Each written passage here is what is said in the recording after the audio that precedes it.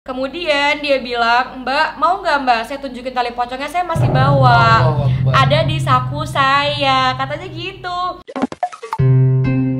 Assalamualaikum warahmatullahi wabarakatuh.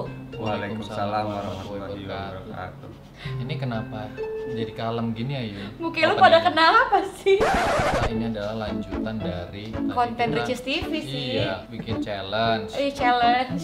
Challenge-nya Fazo bikin alis, tapi nggak tahu dari jadinya begitu. Itu namanya makeup apa nih Jo yang sebagai lo yang Makeup makeupin artist. dia? Karena sudah lama sekali punah topeng monyet. Nggak boleh Jo, topeng monyet. Nggak boleh. Apa dong? Makeup alien seperti aktor-aktor Hollywood. Oh, Makasih ya Jo. Ya ya. Apa? bukan Subscribe alien nih. ya, alien. Subscribe bagi yang belum, karena khusus di vlog kali ini kita mau membongkar kisah mistis kita selama kita meet and greet di beberapa kota sebelum ini. Kan kita kebiasaan ya Yun, kalau pas di kotanya kita nggak berani cerita. Betul, dan memang kemarin aku taruh di close friend gitu sih, aku tulis kenapa seserem ini gitu, tapi aku nggak berani cerita, kan banyak yang nanya, banyak yang reply kenapa Cis, tapi aku nggak berani ngomong dan aku tutup-tutupin. Dan ternyata waktu kita pulang ke Jakarta, mereka semua punya cerita yang hampir sama, dan itu sama sekali kita nggak mau ceritain. Kayak tiba-tiba Res bilang, aduh gue kemarin ngerasain ini, aku masih kalem. Iya. Dari Fajo, aduh kemarin aku ngerasain ini, aku masih kalem. Dan sampai akhirnya aku nggak tahan, aku pengen cerita. Terus kata anak-anak, gimana kalau kita kontenin dan kita tanya sama netizen apakah mereka pernah mengalami atau tidak. Siapa dulu nih yang cerita? Yun dulu deh pengalamannya Baik. apa waktu perjalanan meet and greet kemarin.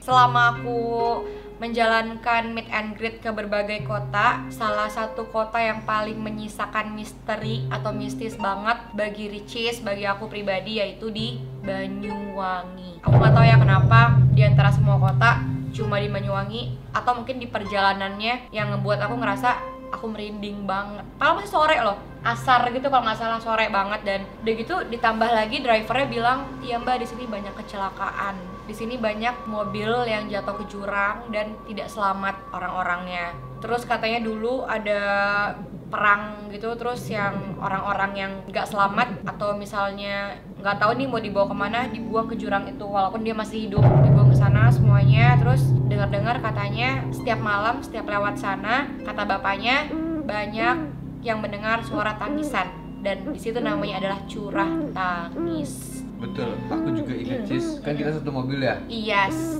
Di bapaknya bilang, "Mas, di bawah itu banyak sekali tengkorak." Tengkorak apa Iya. Mas? Gue pikir kan binatang atau apa gitu.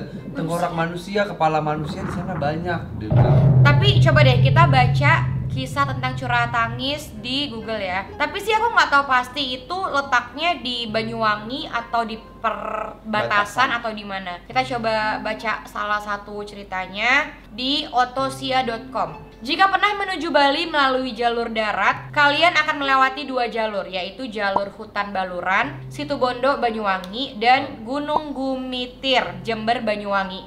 Nah, yang kita lewati mungkin Jember, Banyuwangi ya kemarin ya? Iya. Ya kan ya? Kedua jalur tersebut sama-sama melewati hutan, namun hutan di Gumitir tak sepanjang jalur yang menghubungkan Situbondo dan Banyuwangi. Ada jurang tangis yang konon dulunya adalah aliran sungai yang bermuara ke Selat Bali. Berbagai kisah mengerikan berkembang di kalangan masyarakat tentang curah tangis ini. Karena katanya dulu ada yang mempercayai tentang G30 SPK itu yang dibuang-buang, tapi katanya ada juga yang cerita bahwa ada kisah ada satu cewek nunggu cowoknya di samping jurang itu, terus katanya datanglah cowoknya, tapi datang-datang malah dijorogin ceweknya, malah dibuang ke bawah. Nah terus katanya untuk membalas dendam si cewek ini, dia memakan korban setiap yang lewat ke sana, katanya sih gitu. Aku sih nggak tahu ya, tapi menurut Ricis gimana? Karena yang aku baca dan yang aku dengar cerita di Twitter juga gitu katanya. Jadi setiap yang lewat sana kalau dia lagi apes ya udah dia ke jurang dan meninggal. Nah, apesnya kita, apesnya aku dan Aries, dan Fazo dan Mbak El dan Mbak Riri di mobil itu, waktu kemarin kita lewat sana, pas drivernya habis cerita masalah mistis ini, tiba-tiba di depan mobil kita ini ada truk besar. Ini kan dia dua jalur, satu sini, satu ke sana. Iya. Kita yang ke arah sana. Tiba-tiba ini mobil kita ada truk yang nyalip ke depan kita. Iya. Posisinya ngebut nih, sama-sama ngebut. Set, ini semobil teriak semua. Dan aku di situ yang, ya Allah, kalaupun aku harus mati, matikan aku dalam keadaan husnul khotimah. Aku langsung mikir gitu, aku udah yang nggak punya pikiran kayak ya udah gue bakal mati di jalan.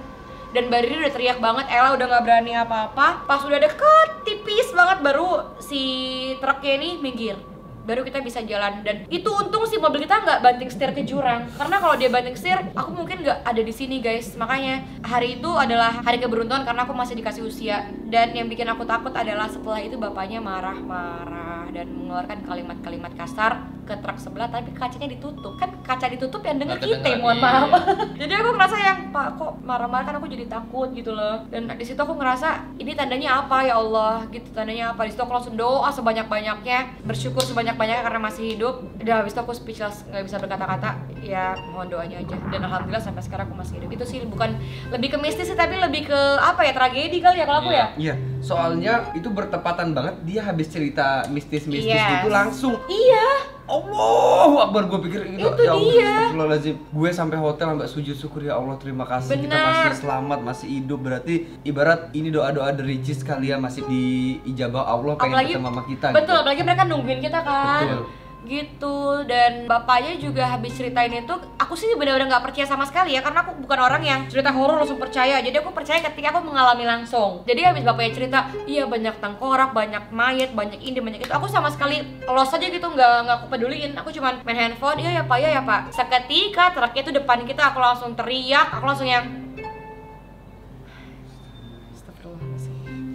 kalau menurut kalian tentang curhat tangis gimana? Ada kisah-kisah versi kalian nggak? Boleh komen banget di bawah. Kita membutuhkan kisah-kisah kalian. Karena jujur aku orang awam sih, karena kita kan nggak tinggal di sana, jadi kita nggak tahu. Tapi kalau kalian punya kisah dan cerita, boleh sharing banget, kita butuh cerita kalian. Itulah kisah tragedi aku. Tapi menurut lu pernah dengar nggak kisah tentang curhat tangis atau gimana? Aku nggak pernah dengar. Itu kan baru pertama kali dan baru tahu. Aku kan sama Diki kemarin. Mm-mm. Cuman sama juga si driver kita emang nggak cerita langsung. Cuman dia pas kita ngelewatin Gunung Gumitir itu, dia excited banget, ngomong lagi ya Ki. Dia bilang, ini kita baru nanjak nih, katanya gitu. Ada apa ya gitu, di dalam hati gitu. Cuman oke, mungkin dia cuman pengen nunjukin kalau ini.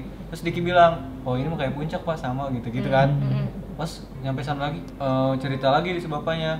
Dan kita udah di atas nih, cuman kayak ada nada yang pengen disampaikan. Makanya aku penasaran sama Diki. Nah baru tahu itu cerita setelah kalian cerita itu.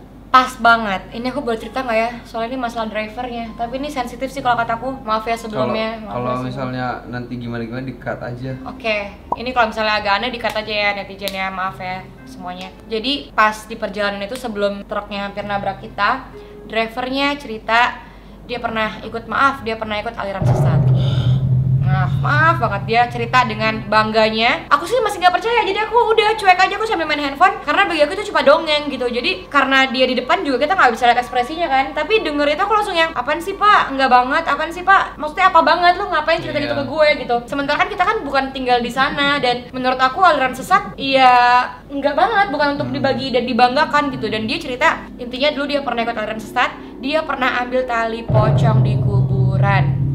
Lo bayangin, aku masih nggak percaya. Aku iseng dong nanya, bapak gimana caranya ngambil? Kan itu kan pocong udah dikubur, itu kan orang meninggal. Iya mbak, saya ambil sebelum 7 hari dia dikubur, sebelum 7 hari usia di dalam kubur saya harus ambil. Dia bilang gitu. Caranya gimana? Aduh merinding lagi. Aku merinding. Ya. Aku merinding.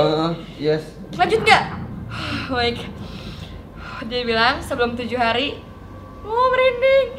Dia gali kuburan itu tengah malam, nggak boleh ada satu orang pun yang lihat, terutama keluarganya. Karena kalau keluarganya lihat, dia bisa habis dibunuh hidup-hidup. Katanya di situ begitu. Subscribe kalau nggak subscribe bangetan lu pada.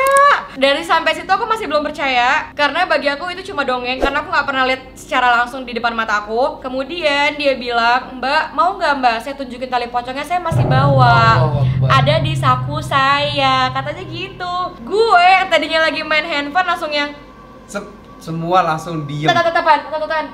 Ini kan Ella, belakang Mbak Diri sama Fazo. Aku langsung yang awkward banget.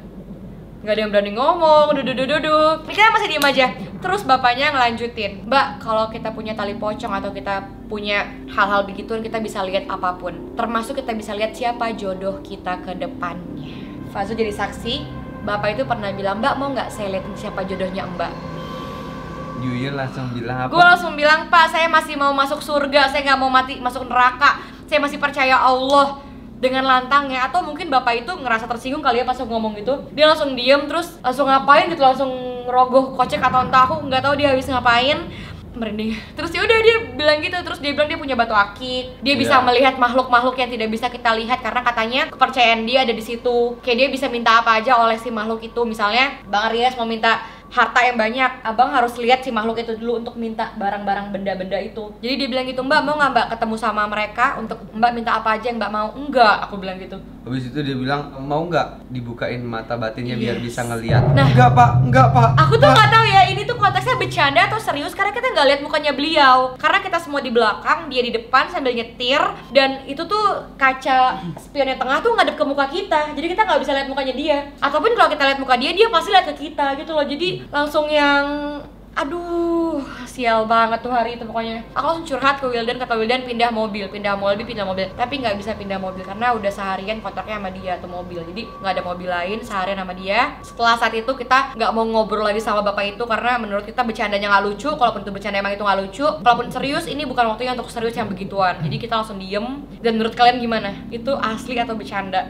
Kalau dia menghilangkan, maaf ya, kalau menghilangkan rasa ngantuk dia saat berkendara juga nggak lucu sebenarnya. Iya, Nggak kita- ada yang lucu. Kita kayak ketar-ketir gitu jadi gitu. Malah Jadi, bikin itu gak nyaman dia. yang maksudnya penumpang yang ada di situ. Yang aku takutin apa coba? Aku mungkin yang aku bilang aku masih mau masuk surga pak, aku nggak mau masuk neraka gitu-gitu kan. Dia aliran sesat kan udah pasti tujuannya neraka dong, lu nggak percaya Tuhan gitu loh Iya, maksudnya. iya. Walaupun itu bukan urusan kita, ya urusan Tuhan ya. Cuman mungkin tuh bercandanya bikin dia sakit hati. Itu aku takutnya aku disantet, aku diguna-guna. Nauzubillah min zalik. Takutnya karena kan dia bilang dia punya tali pocong. Terus dia bilang itu tali tuh bisa diapain aja, bisa buat apa aja. Katanya kalau lu nggak suka sama orang bisa pakai ini mbak, katanya gitu.